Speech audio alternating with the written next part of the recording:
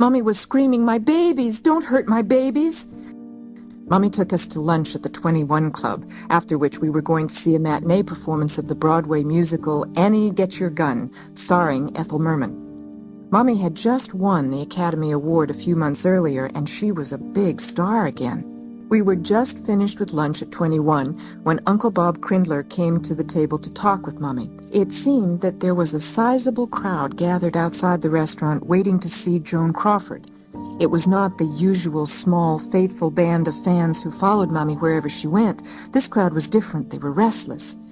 Mommy hurried us into our coats and hats. Our nurse, Miss Brown, was stationed between us. Mommy told us to hold onto her hand tightly when we left the restaurant and head straight for the limousine no matter what happened. Outside, I could see people pressing against the iron grillwork at the top of the stairs. I could hear what sounded like angry voices. Uncle Bob was now on the phone calling the police. He wanted Mommy to wait inside until the police arrived. Mommy said she'd never had any trouble with fans before, and we'd be late for the matinee she'd promised us if we waited any longer. The waiters formed a living wall around Mommy, Miss Brown, little Christopher, and myself as we left the restaurant. The moment those big, heavy doors opened, I could feel a rush of cold air and hear the angry shouts of the huge crowd. The strange, angry people were everywhere. They were down the stairs in a flash, surrounding our little family and knocking down some of the waiters. They were hanging from the roof that covered the stairway to the street. It couldn't have been more than 15 or 20 feet from the front door of the restaurant to the door of our limousine, but we couldn't get there. Literally, hundreds of people were shoving pens, pencils, and autograph books at my mother. We were separated from her and from Miss Brown, who had been knocked down. I was terrified. I clung to my brother and tried to protect him with my own body, but the big people swept the two of us up in their own momentum. Chris and I were clinging together, crying. Mommy realized that she'd lost us somewhere in the crowd. I heard her voice over the others. Mommy was screaming, "My babies! Don't hurt my babies!"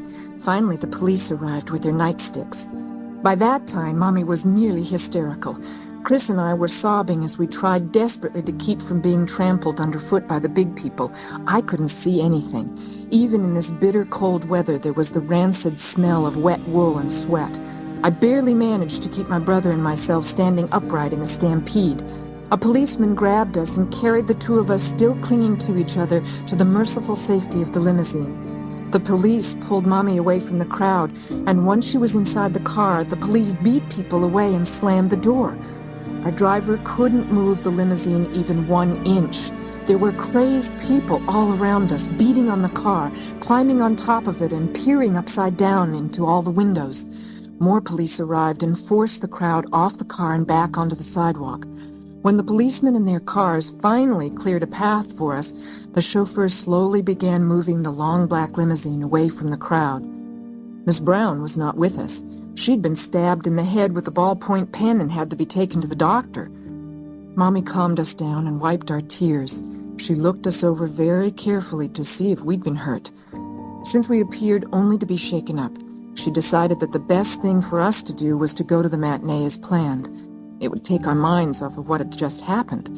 We arrived at the theater just as the orchestra had started the overture. In the darkness, an usherette led us to our aisle seats in about the 10th row. Mommy sat with us until the play started and then left. Poor Mommy spent the first act in the ladies' room throwing up. She had to go back to the apartment and go to bed. My brother and I had a wonderful time at Annie, Get Your Gun.